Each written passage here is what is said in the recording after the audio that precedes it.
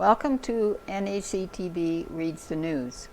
My name is Catherine Jasienczyk, and I'm one of many volunteers that help create programming for our station. NACTV can be seen on MTS Channel 30 or 1030, Westman Cable Channel 12, Bell Satellite Channel 592, or online at nactv.tv.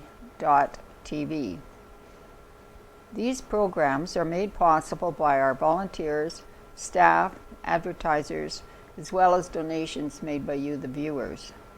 If you are enjoying your NACTV experience, please consider supporting us either by donation or volunteering.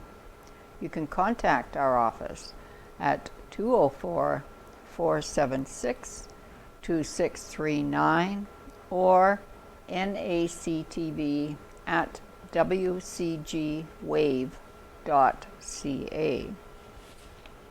And today I am reading the Neepawa Banner and Press dated Friday, September 25th, 2020. On the front page we have a gorgeous photo entitled Autumn Tranquility, a picturesque view of the leaves as they begin slowly changing along the shore of the White Mud River at the Neepawa Golf and Country Club on Monday, September 21st. Thank you to Christine Waddell for that photo. It sort of sums up autumn all around. And possible COVID-19 exposure in Gladstone. New possible exposure to COVID-19 has happened at Gladstone Elementary School. On Tuesday, September 22nd, the Manitoba government released a statement indicating that the exposure happened between September 8 and 10, and once more on September 14, between 8:30 a.m. and 3:30 p.m. The town of Gladstone is located in the Southern Health region. In a letter sent to parents, Southern Health stated the person in question was asymptomatic. Be assured that the public health investigations to identify individuals who may have been exposed begin within 24 hours of a confirmed laboratory test. Anyone identified as a close contact will be contacted and provided instructions for self-isolation. Testing may also be recommended, the letter said.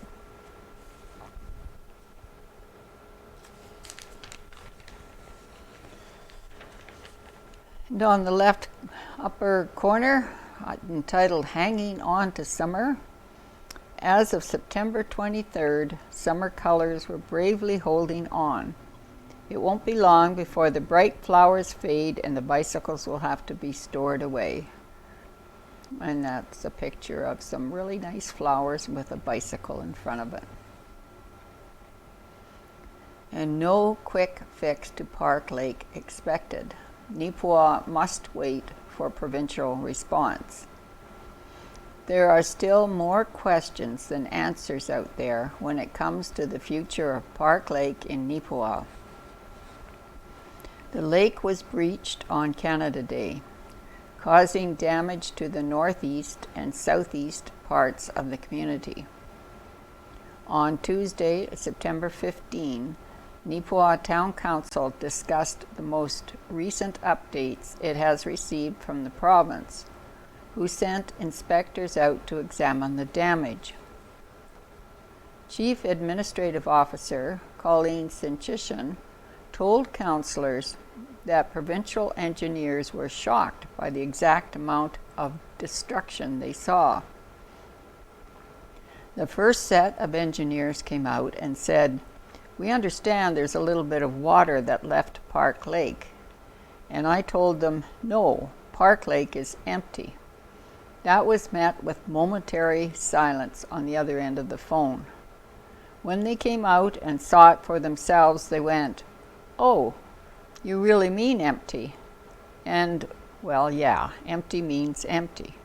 So I think now they fully understand what we're dealing with out here, said Jasienczyk.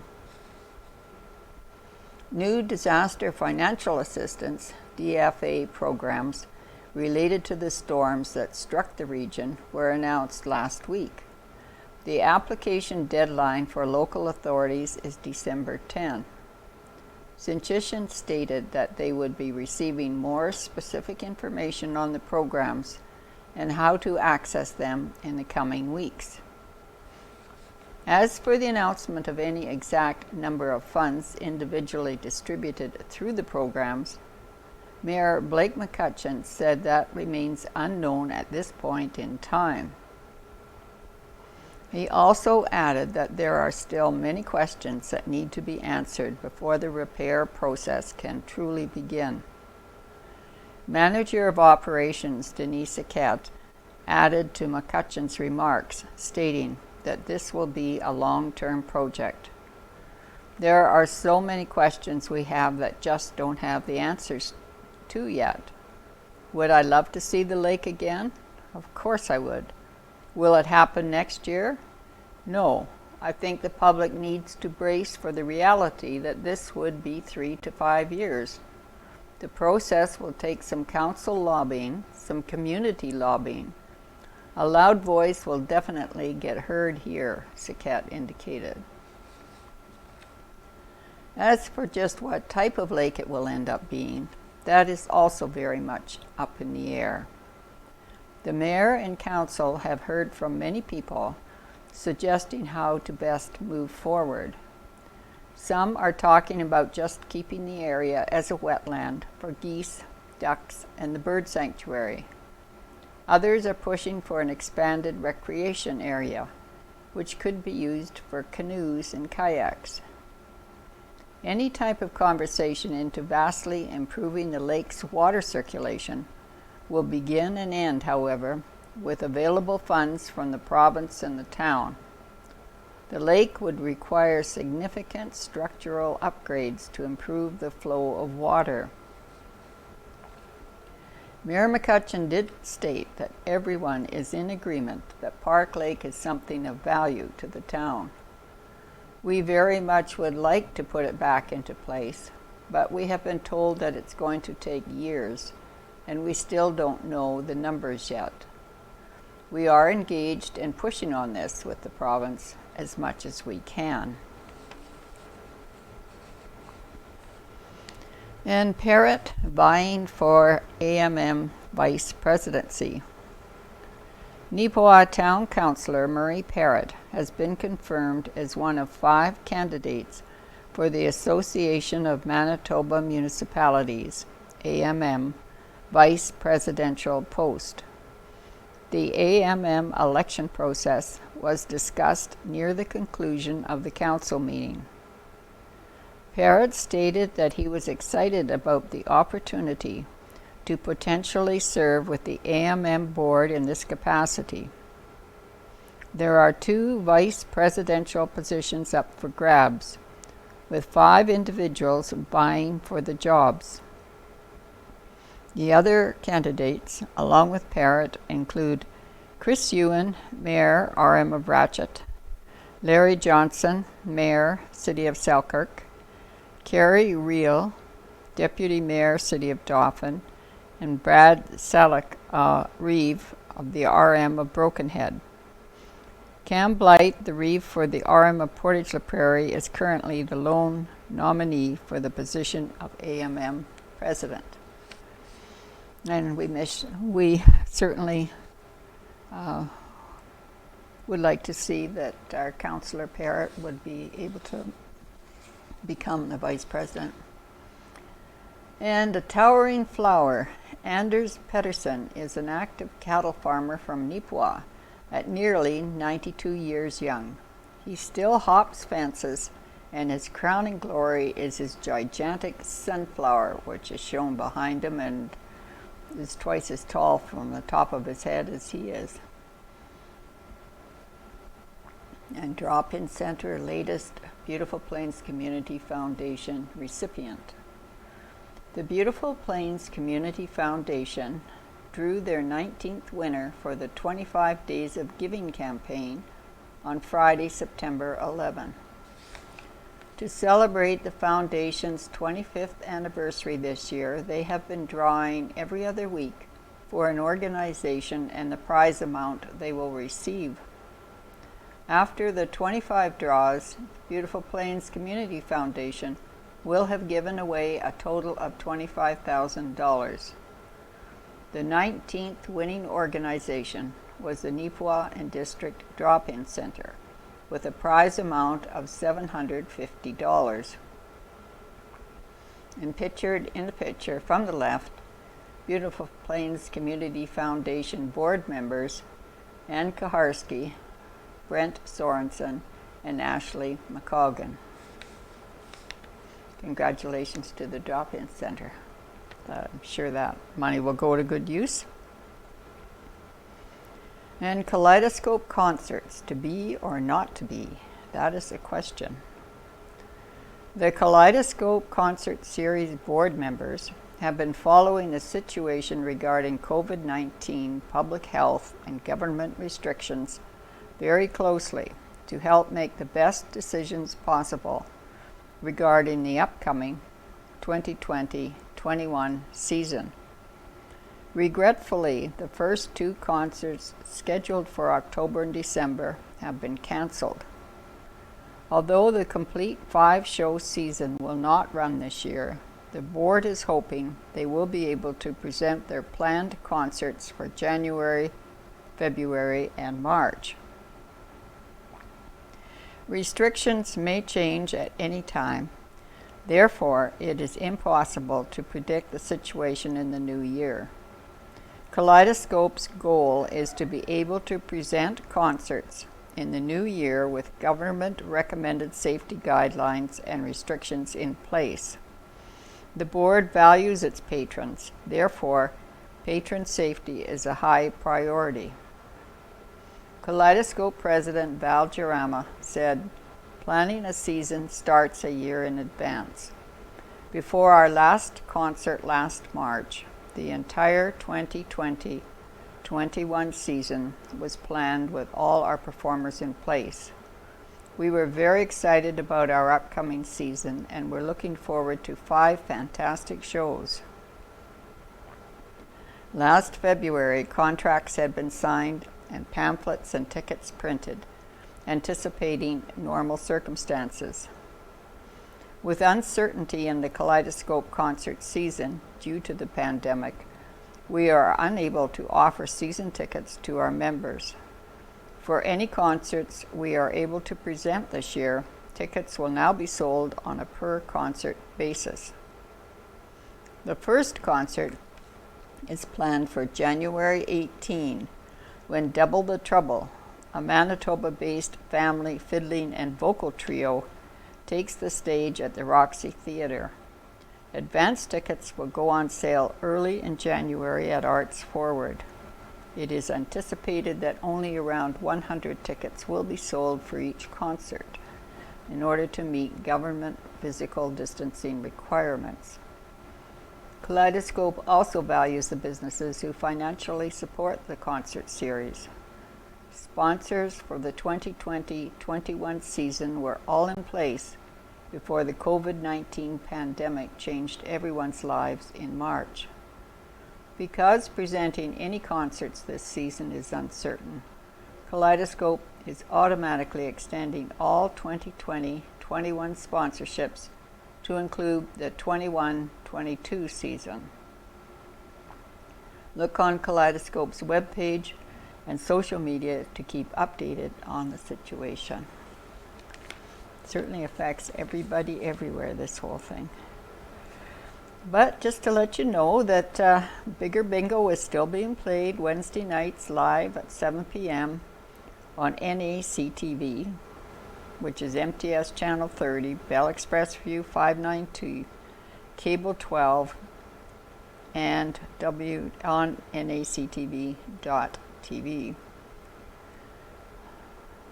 The Bonanza is up to $6,741. Big X is $150. Blackout is $1,282, and the Toonie Pot is $3,692 and goes up weekly.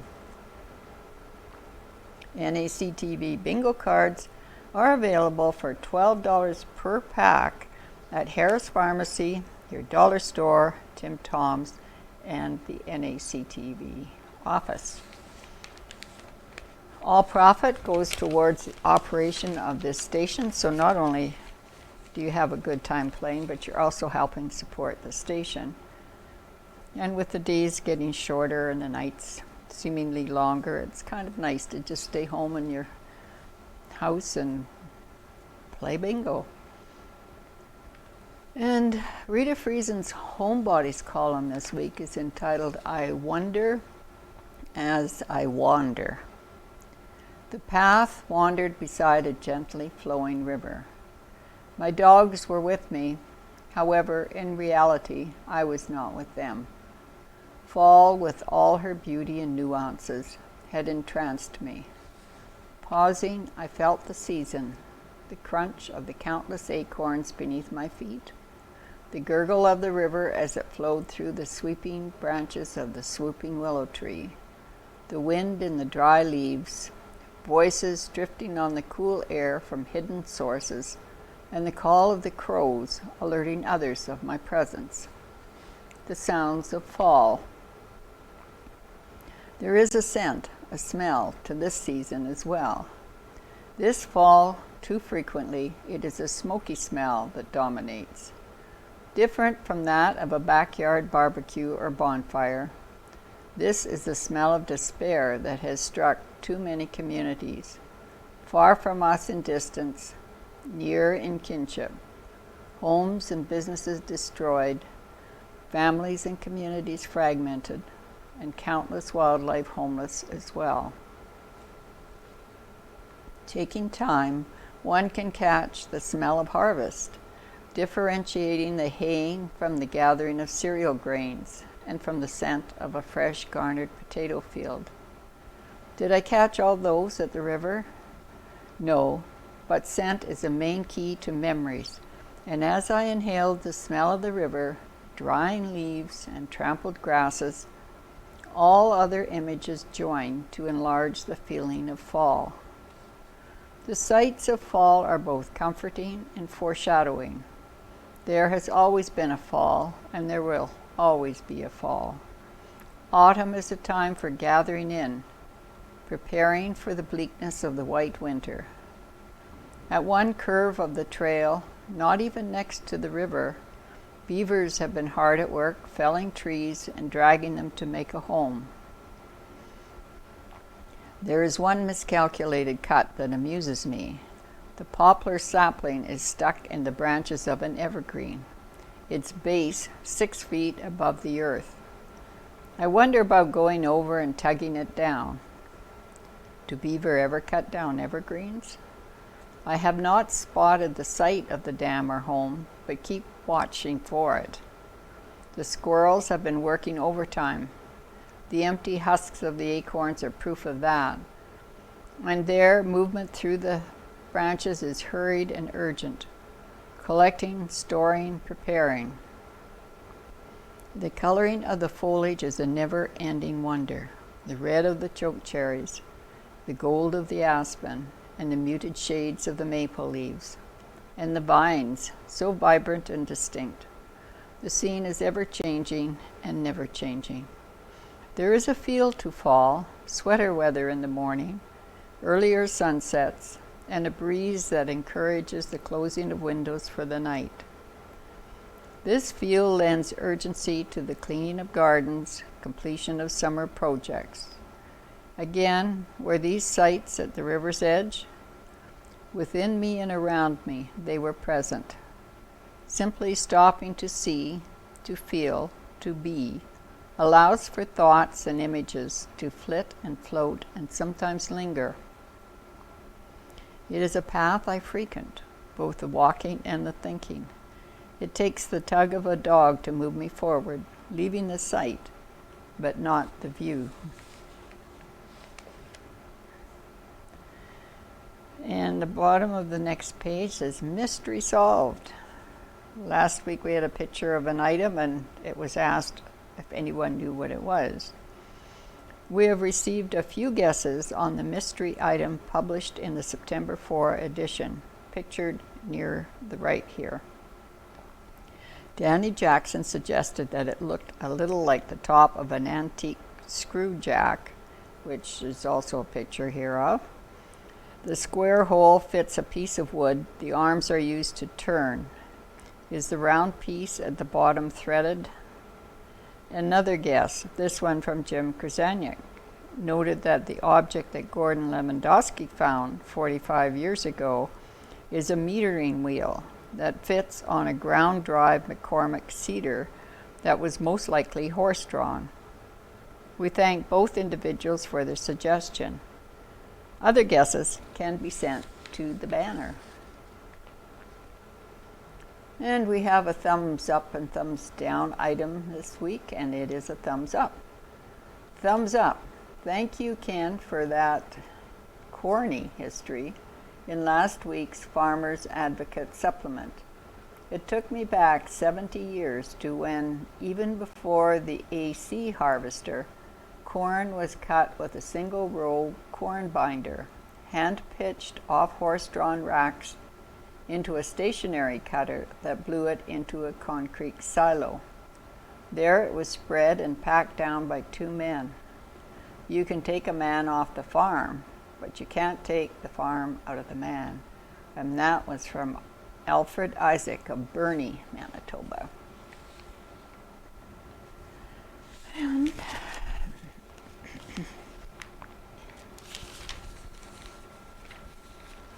Neepawa introduces a new emergency notification system.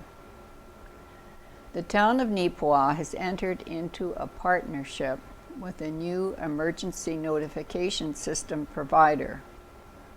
AllNet Connect manages and distributes emergency alert messages to all residents via email, smartphone apps, text messages, social media, and voice phone lines. Neepawa has been working with Code Red, an American-based company, for the past several years. There were no issues with the Code Red agreement. The council and administration simply believe that changing to AllNet, which is a Canadian-based service provider, will allow for better control and updating of data. Information on how to sign up can be seen on the town website. In the Manager of Operations report, work is ongoing at the former CN property site. Town staff are working on water and sewer for the residential portion of the property. Some light work has begun at the north end of Riverside Cemetery. Site leveling and beautification will be occurring once additional seasonal staff can be hired. A portion of the seasonal workers have returned to school for the fall, so the town will be looking to hire some temporary staff to fill those vacancies. Flood restoration is ongoing across the community. Dust suppressant work has also been occurring recently. The asphalt recycling machine purchased by the town earlier this year has arrived and should be operational soon.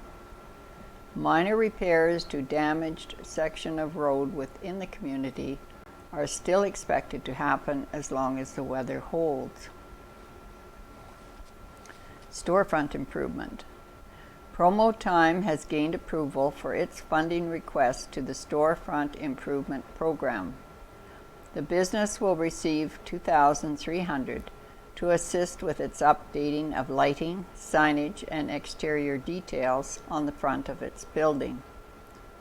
The Storefront Improvement Incentive Program was created in 2019 to assist businesses within the downtown section of Neepawa with the cost of store frontage upgrades. In the program's first year of operation, $10,000 was set aside in the town budget for approved applications. For this year, the program has a budget of $20,000. And Carberry man and his best friend, well known. And there's a picture here of Fred DeWind and his service dog, Archie. Fred DeWind, who has lived in his wheelchair in Carberry for 15 months, can be seen around town with his Lions Foundation of Canada service dog, Archie. Fred was born in Holland and came to Canada in 1968. His 30-year career was as a mechanic and a hard rock underground gold miner, mainly at Red Lake, Ontario. He speaks Dutch and German and served in the Dutch Merchant Navy prior to arriving in Canada at 18 years of age. Fred and his former French-Canadian wife of 30 years raised 6 children, 2 being Indigenous foster kids. He enjoys singing and can be seen with Archie in the front pew of the Evangelical Free Church every Sunday. DeWind is diabetic and has lived with multiple sclerosis since 1998, which has qualified him for a guide dog from Oakville, Ontario. Archie is a golden retriever / golden lab cross who was trained for 18 months to pick up dropped articles and bark for help. Fred's doctor recommended him for a guide dog due to his MS condition.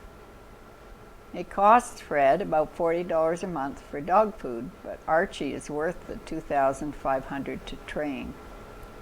Fred's first dog, Tiger, had to be retired as a pet due to some health issues. Archie's life expectancy is about 8 to 9 years.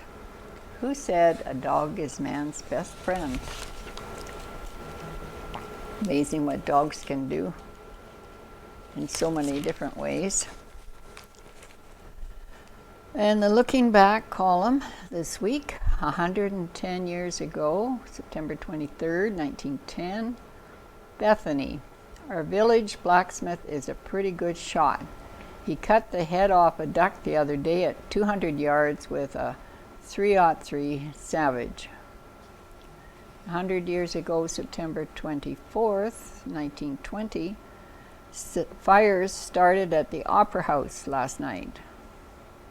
And 90 years ago, September 23rd, 1930, the fastest steam-driven giant on wheels ever to make its appearance in Canada, the Hudson locomotive 5700, was released September 16 from the shops of the Montreal Locomotive Works to haul the world's fastest train, the International Limited of the Canadian National System, from Montreal to Chicago. This is the first of a family of 5. The remainder will be delivered within a month. 80 years ago, on September 24, 1940, 170 men of the 21-year-old class in the Neepawa constituency were given a preliminary call for military training service last week. So far, it is indicated that very few men are being rejected because of being medically unfit, and in nearly all cases, the physical standard has been high. A total of 3,189 were notified in Manitoba. And 70 years ago, on September 28, 1950, fire protection for expanding Neepawa is one of the topics expected to draw a record crowd of ratepayers to the civic public meeting called by Council for October 6 at 8 p.m. in the courthouse. And 60 years ago, September 27, 1960, Ms. Donna Patterson entered the Victoria Hospital in Winnipeg last week to take her 3-year nursing course. Her mother, Mrs. W. Patterson, and Mr. W. Wells attended the tea on Monday at the nurses' home, which is given in honor of the new students. While in Winnipeg, they visited Alice Patterson, who is a patient in the Shriners Hospital. Mrs. E. Anderson accompanied them to Winnipeg, where she visited her daughter, Mrs. Nicol.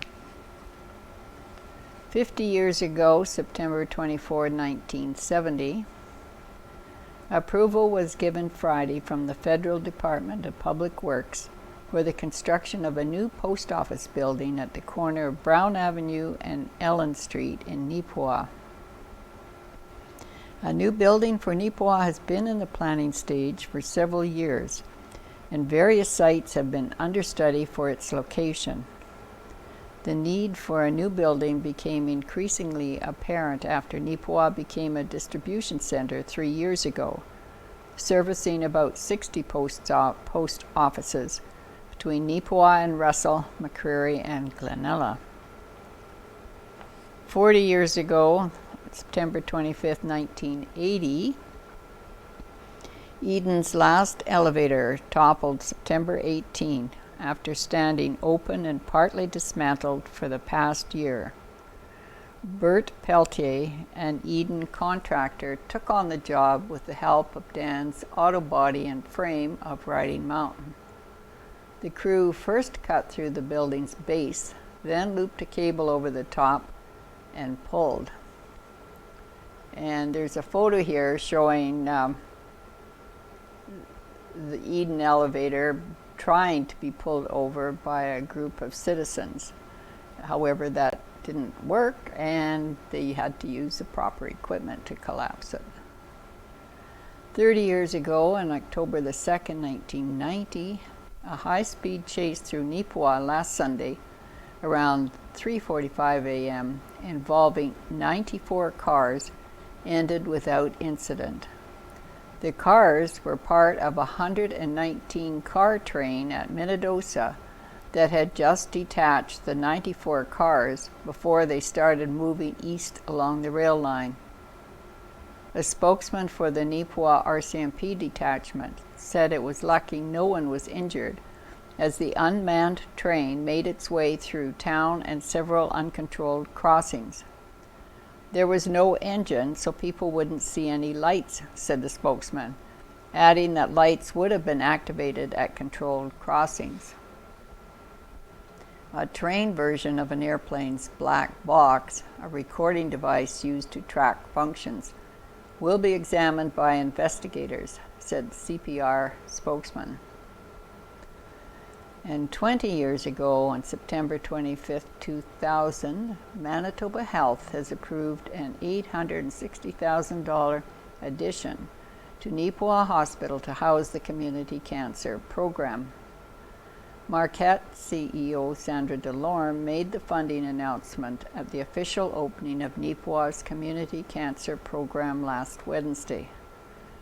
Currently, we have only one room set aside for chemotherapy at Neepawa Hospital, Delorme said. This will allow us to fulfill our mandate in the delivery of chemotherapy treatment.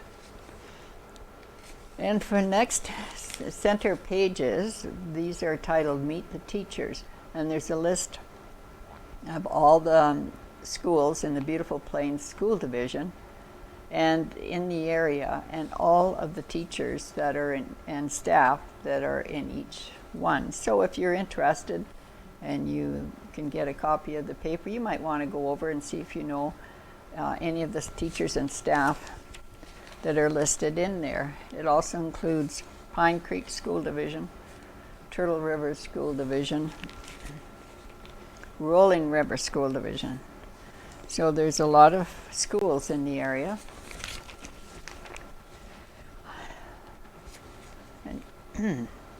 And today we have 5 obituaries.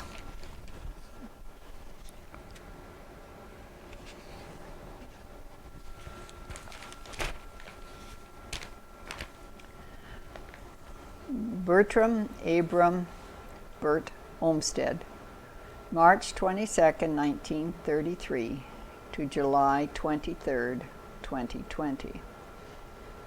It is with great love and sadness that we say goodbye to our beloved husband, father, grandfather, and great-grandfather. Bert passed away at the age of 87. He was predeceased by his mother and father, Cora Dempsey and Vernon Olmsted, along with his sister Jean Sheresky, brother Ross, and sister Shirley Johannesson.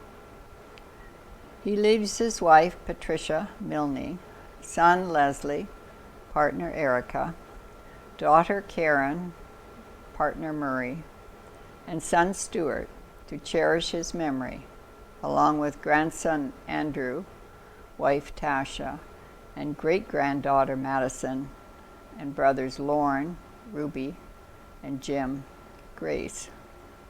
Bert farmed with his brother Ross until his sudden passing. His son Leslie joined the family farm at that time, and they worked together for many years. Bert retired from farming in 2003, but was still active around the homestead. He started rebuilding buggies, carriages, and sleds from his youth. The first buggy he rebuilt was the one he rode to school in as a child. This buggy was subsequently given to his grandson Andrew and is now in use at the Dauphin Bible Camp to this day. Bert had a love for old tractors and trucks. Bert's pride and joy was his blue 1957 Chevy truck that he had saved and rebuilt in the 1980s. He loved to attend auction sales, whether to buy something specific or just visit and have a piece of pie. He would frequently be found at the local coffee shops, enjoying a visit with his many friends and neighbors. On many a Saturday night, Bert could be found cutting a rug at the local Legion and enjoying the camaraderie and music. He was a charter member of the Carberry Elks Club and was very proud of the work they had done in the community over the years. He was deeply honored to receive his 50-year pin, along with several of his lifelong friends and cousins who had helped start the club.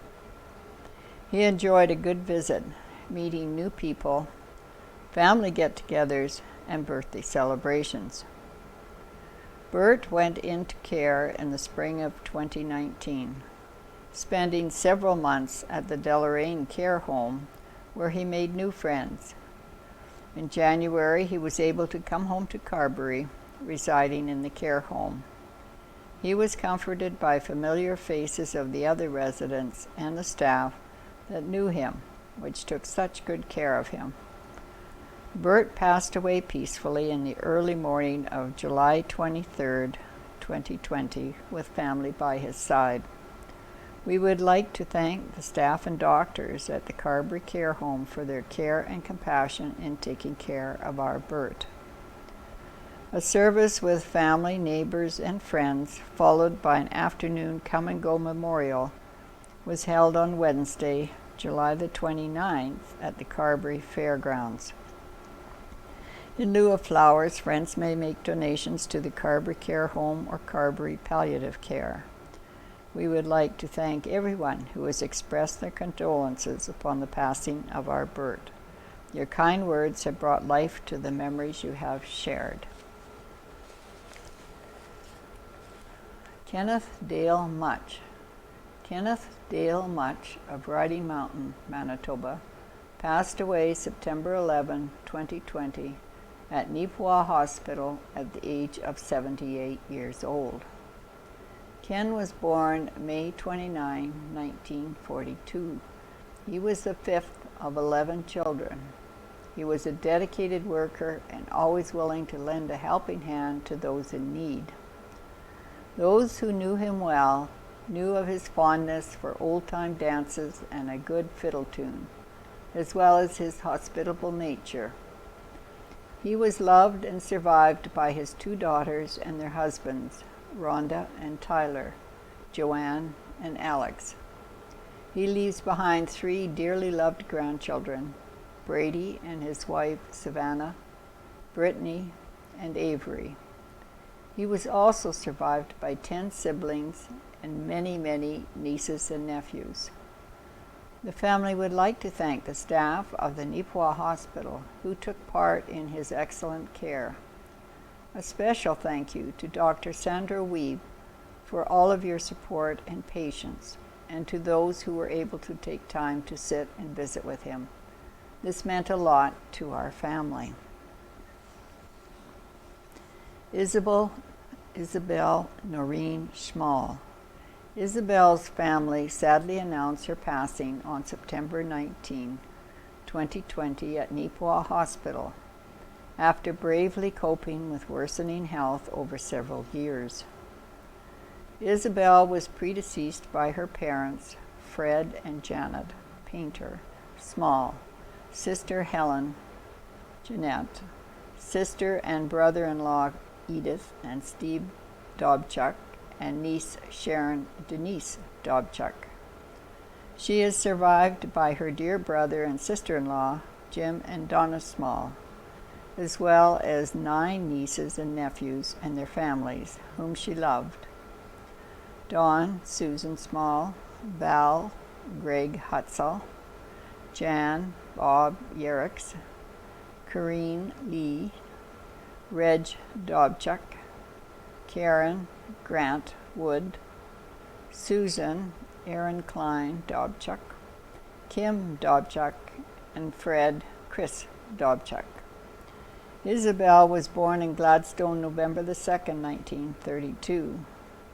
The family followed Fred's work with the railways, living in Ogilvie, Birdtail, and Hummerston, before settling in Plumas. She worked as a nanny and telephone operator until the Plumas telephone office closed with the introduction of dial telephones. She and her sister Jeanette bought a house in Winnipeg. Isabel had many friends in the neighborhood. She always looked forward to cooking meals for visiting family and babysitting her grandnieces. Isabel worked at Rayovac, Perth's, and briefly at Salisbury House. In retirement, she was actively involved with the Brooklyn Seniors Center. Isabel moved to Gladstone in 2008 after Jeanette died. She frequented the Gladstone Drop-In Center, where she spent many hours playing cards and making new friends.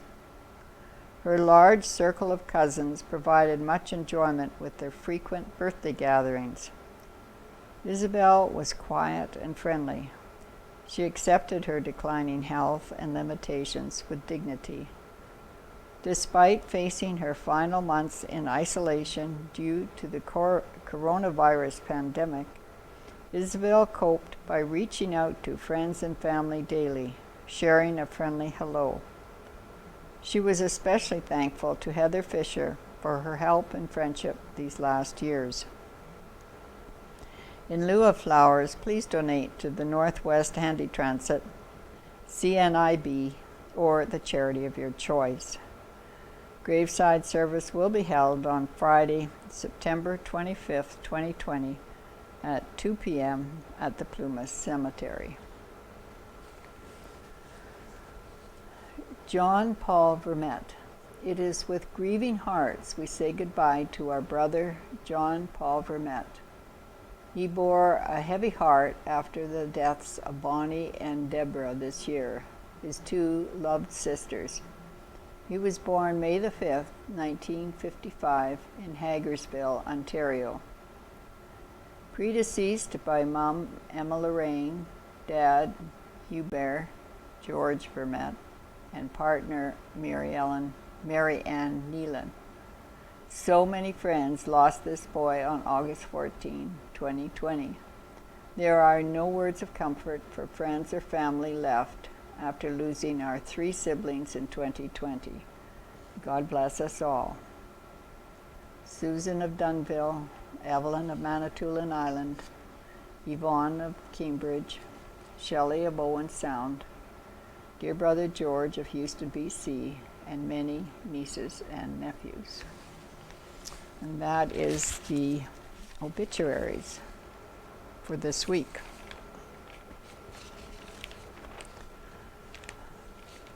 An NMS receives handcrafted gift. The Neepawa Middle School, which is the NMS, which is a little bit of a tongue twister, received a handmade gift this week. On Tuesday morning, the Neepawa Men's Shed presented a freshly completed Lost and Found rack, it's an oblique center, The cost of the project was to be $475 to cover materials. However, the men's shed elected to give it away for free, as the cost of materials was covered by community donations. After the presentation, a word of thanks was given to the members from the middle school students. And there's a photo here showing the rack, or the Lost and Found Center that they made. And there, standing left to right, Neepawa Men's Shed members, Colin McNerney, Brad Mummery, Gary Oman, Morris Kay, Rob Summers, and Lyle Watson. And crouched in front of the rack are Neepawa Middle School representatives Val Perieski, principal, and Sherry Hollier, vice principal and EAL. And a title of the column is Meet the Neepawa Men's Shed. Readers of the Banner and press may have heard of the Neepawa Men's Shed from time to time. However, not all may be familiar with just what the group is or does. Colin McNerney, Neepawa Men's Shed member, spoke to the Banner and press on the details and the group's current state. The Men's Shed originally started in Australia about 20 years ago for seniors who have downsized or live in an apartment, so they don't have their own workshop anymore, said McNerney. It provides an opportunity to get together and visit while working on a project, shoulder to shoulder. It's actually less about the project itself and more about the socialization, the opportunity to do something and to do something with your hands. The Neepawa Men's Shed is funded completely by community donations, such as those from Miles for Mental Health, the Beautiful Plains Community Foundation, and the Community Christmas Dinner. The Neepawa group never charges for their time spent on a project, only desiring to cover the costs of materials. The donations provided to them assist with covering those costs. All of our projects stay within the community too, said McNerney. To name one, we made the planters at the Salvation Army. All these little projects help get men out of the house. McNerney relayed that the Men's Shed would typically meet once a week for a few hours at a time, either working on a project or getting breakfast together at the local chicken corral. COVID-19 had separated the group for some time, but the group now seems to be back on track. The key item for the group right now is the pursuit of a home for the Men's Shed. Right now we meet to work or socialize at the workshop of our fellow member Brad Mummery. But we'd like another space to go to just play crib, for example, McNerney explained. Even if it's someone in the community offering up their garage, preferably heated so that we can meet all year round, because some people may have concerns about sawdust being a health hazard for them. We want a space where we can all gather safely when we're not working or getting breakfast. The second item on their agenda is getting more members. At present, the group has a total of 10, but is more than happy to welcome more. Although the idea was originally strictly for senior men, we're open to men of any age, McNerney relayed. Interested parties are welcome to contact any current members of the Neepawa Men's Shed or Colin McNerney with questions or to get involved. Sounds like an excellent community committee.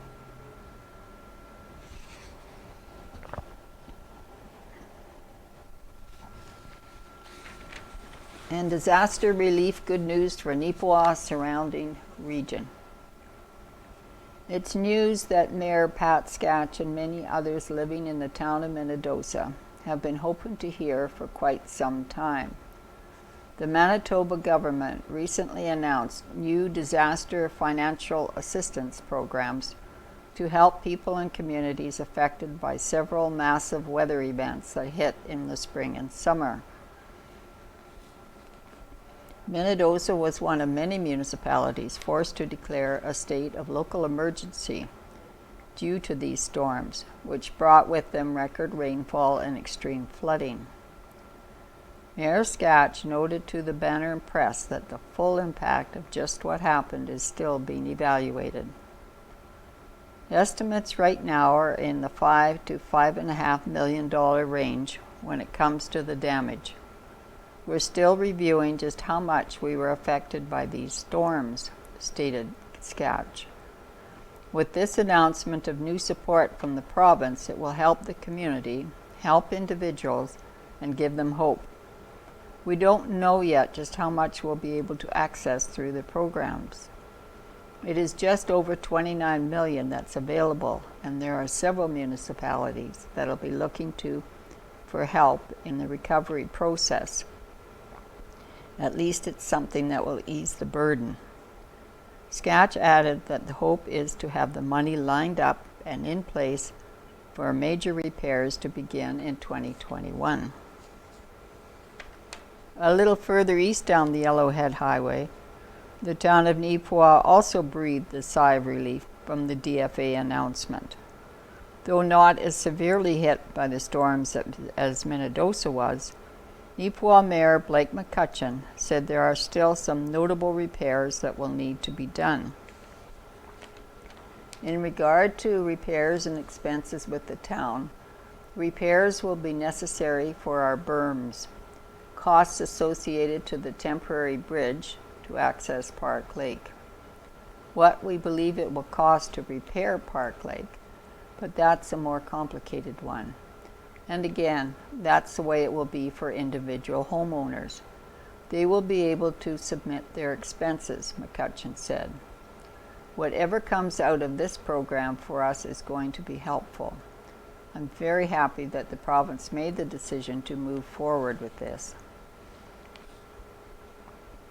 The financial cost from the damage in Neepawa is still being tabulated, though unofficial numbers indicate it could be at around $600,000 excluding Park Lake. McCutcheon noted that no numbers being discussed within the community are official yet because there are still outstanding invoices to be assembled.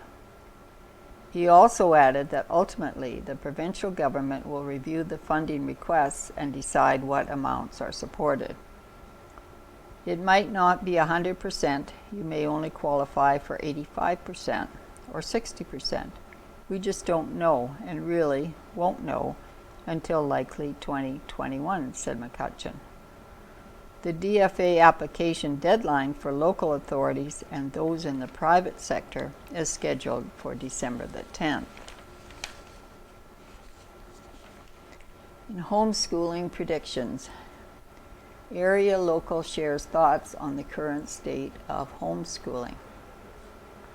Schools and homeschooling is back in session. In an article with CTV News, Canadian Centre for Policy Alternatives Manitoba Director Molly McCracken states that 1.7% of enrolled children, or 3,700 out of 210,000, opted for homeschooling in 2019. However, due to the ongoing pandemic, readers may be wondering what option families are opting for. It is too soon to know the exact numbers for the province this year, as homeschoolers have up to 30 days from the start of the school year to notify the government. Still, Larice McDonald of Minnedosa, a veteran homeschooler, Manitoba Association for Schooling at Home member, and admin for the Westman Homeschool Connection social media, has noticed an increase. Our Westman Homeschool group alone has gone from about 200 members to over 500 since spring, said McDonald. I haven't seen the provincial stats yet, but Manitoba Education did talk about an increase. With numbers unreleased at the time of writing, it is difficult to get an exact measure of just how the province's numbers this year compare to last. However, McDonald does think the increase of homeschooling families is due to the pandemic.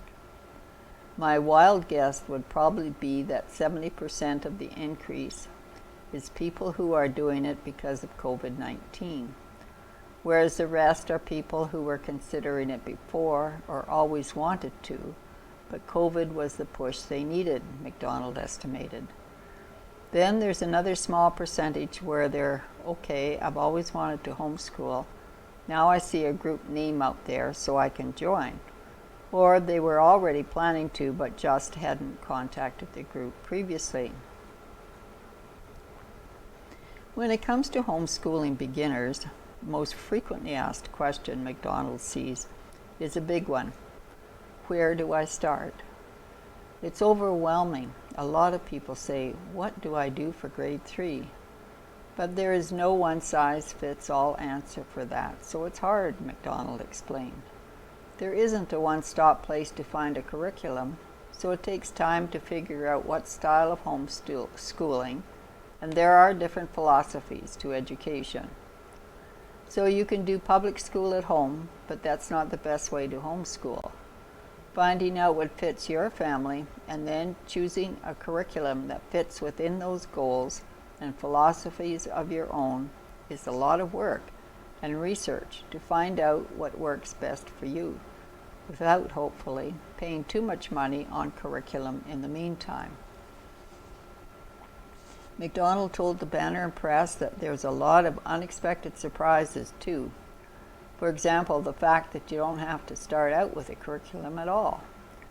You can take time to just be a family, to read and play games, to discover what education will be like for your family, McDonald relayed. It doesn't have to be the same as school at home. There's a lot of freedom in homeschooling. It's not merely an education choice, it's also a lifestyle for us, and I love spending my time with my kids. McDonald predicts that a great number of COVID-19 homeschoolers will put their kids back into public schools, merely opting for it as a safety measure at this time. However, McDonald also predicts that a fair number of people will like the option more than they had initially expected. So many decisions to make. And there's the picture here, and the title is Airport Farming Project Harvesting for Local Rinks. On Friday, September 18, Enns Brothers Neepawa were busy harvesting the airport field for the annual airport farming project. Every year, the community project donates the profits from the airport crop to the Yellowhead Center and the Neepawa Curling Club. More details on the results will be published in an upcoming edition. It's always such a good project. And emergency cash helps Carberry area organizations. The federal government's Emergency Community Support Fund, ECSF, has benefited countless organizations in communities across Canada through their local community foundations. The ECSF granted $40,000 to each foundation to give to organizations who have been impacted by COVID-19 and need funds to adapt their operations. The Carberry Area Community Foundation distributed their allotment to 6 local organizations. Technology, a vital piece of the puzzle.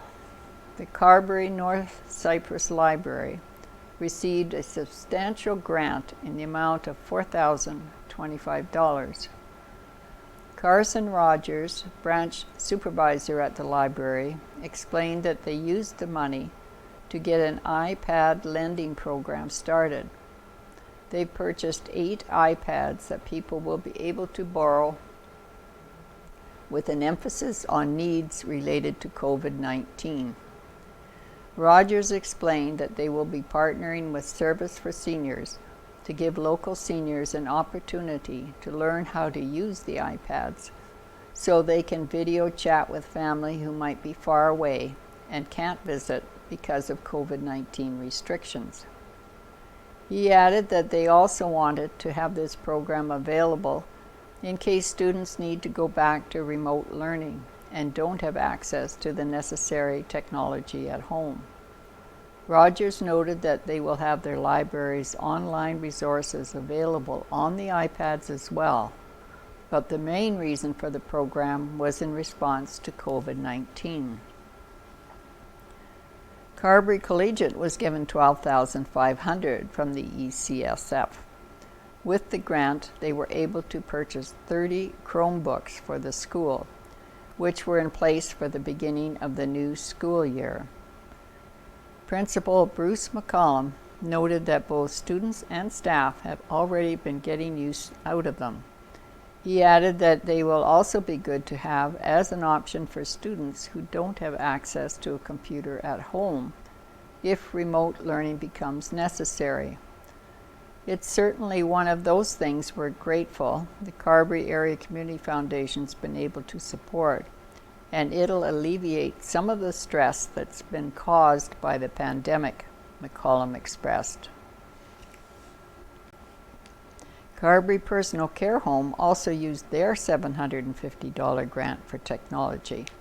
They purchased Bluetooth headphones and speakers for the residents to help provide them with some entertainment and relaxation now that visitation has to be more limited within personal care homes. As ECSF applications came into Carberry and Area Community Foundation, it became quite clear that necessary technology was a vital missing piece of the puzzle.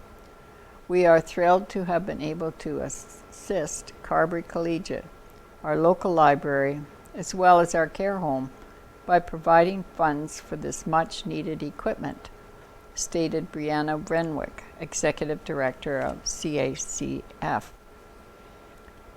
The Carberry Plains Arts Council received $800 that was meant to help pay for an event that was canceled.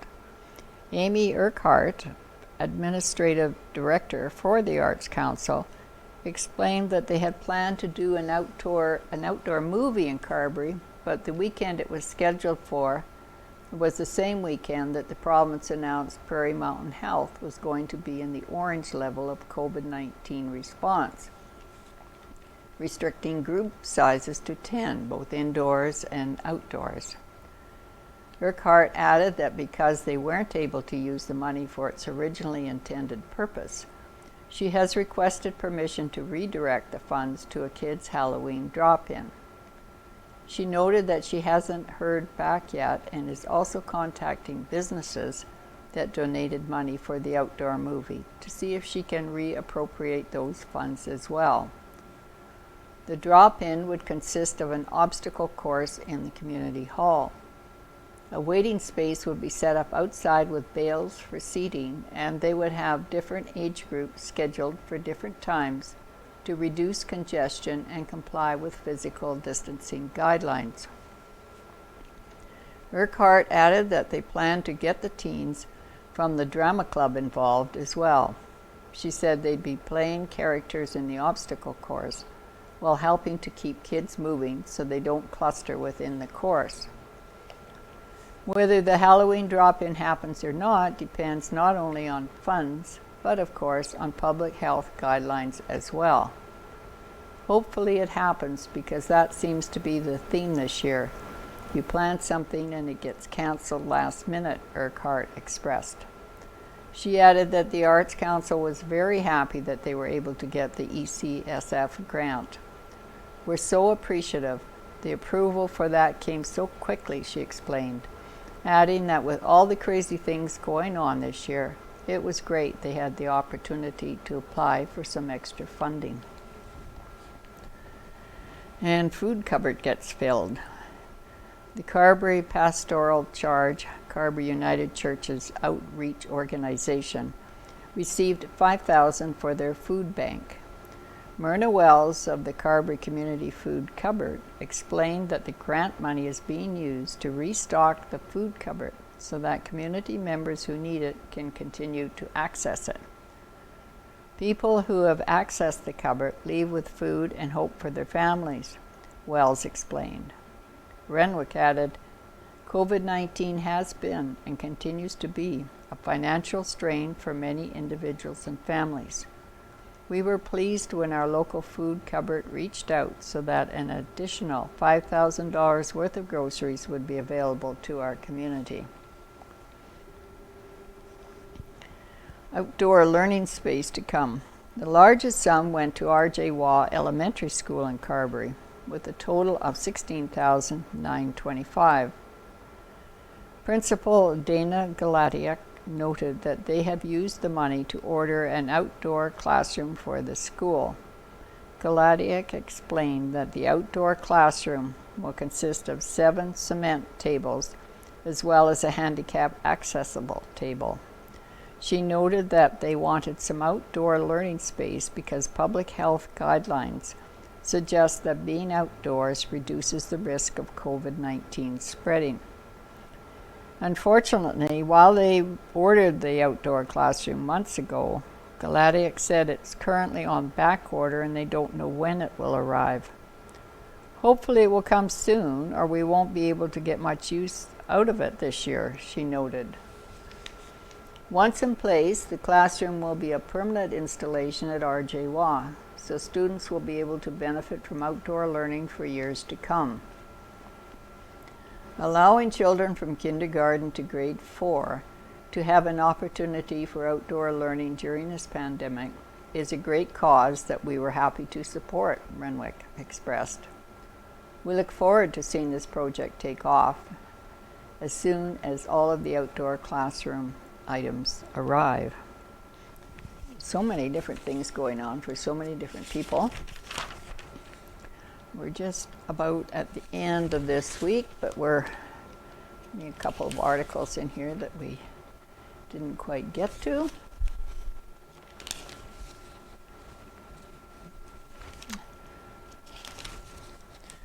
One of them being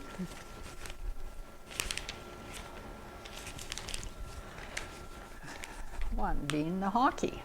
The Junior A training camp wraps up and the preseason ready to go. Pictures showing players being put through their paces over the weekend at the Yellowhead Arena for the Neepawa Junior A Hockey Club's annual training camp. A combination of returning veterans and young prospects eagerly hit the ice in Neepawa recently for the Junior A Hockey Club's annual training camp. A streamlined version of the camp occurred from September 18 to 20 at the Yellowhead Center, with 34 players participating. That number is lower than previous years due to safety protocols and provincial sport guidelines related to COVID-19, Neepawa head coach and general manager Ken Pearson stated. However, that the smaller number of skilled players made for some competitive action throughout the weekend. The practices were very good. The games as well had a real intensity to them. We're really happy with what happened out there. The veterans came back focused and in good shape, and the prospects really pushed hard to be noticed. It was exactly what we were hoping to see out there, said Pearson. We'll be going into the preseason with about 29 players, and we're going to ensure that every player gets into at least one game. We're close to where our roster will be, but there are a few spots that are definitely still up for grabs.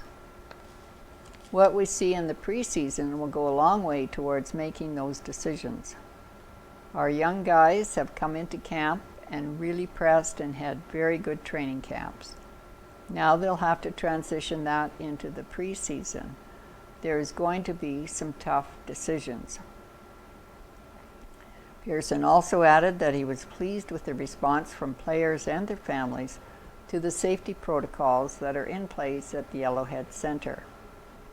He said when the arena opens to the general public for games, he hopes everyone will be able to adapt to the new rules quickly. As of Wednesday, September 23rd, there were 3 exhibition games announced for Neepawa. The first will be a home game versus the Wayway-Sikapo Wolverines. That game will be at the Yellowhead Center on Friday, September 25th, and is set for a 7 p.m. start time. Neepawa will then go to Dauphin on Sunday, September 27, to face the Kings.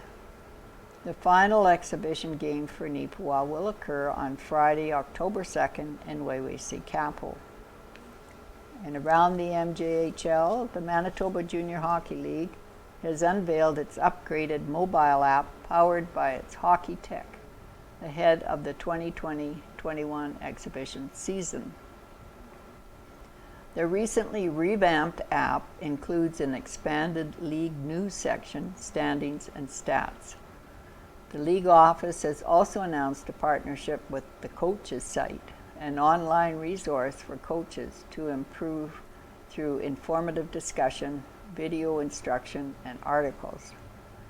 We are excited to work with the Manitoba Junior Hockey League and support its coaches in providing an enhanced development opportunity for their players, stated Aaron Wilbur, founder and CEO of the Coaches site.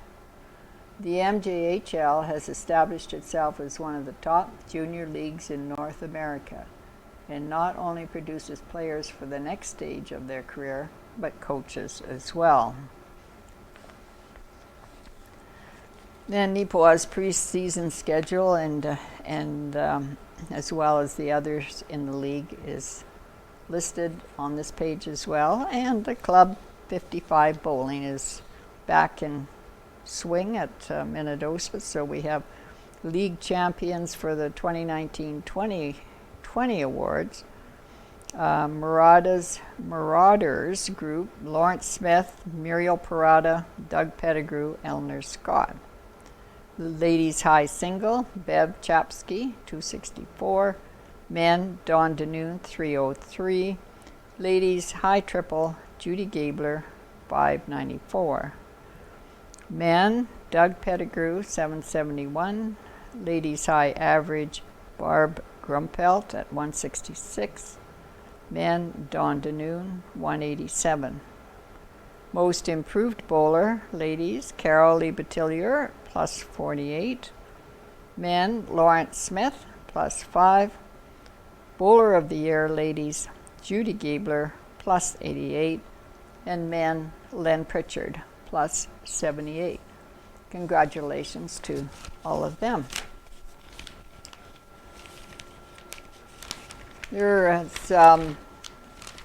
We've got through most of the paper. There is a really interesting article out of Helen's Kitchen by Helen Drysdale, and a picture of the Iroquois WI, which is the Women's Institute, and she has a fascinating article here about how the Women's Institute got started and what their goal was. I'm sure some of you will be able to remember some of the names that are shown in this picture. And as well, she has a beautiful recipe here for peach coconut squares. It sounds excellent and something I think even I could make. We'll have to try that. So that is the paper for this week. We hope you join us next week for another edition of the Neepawa Banner and Press. Thank you for tuning in.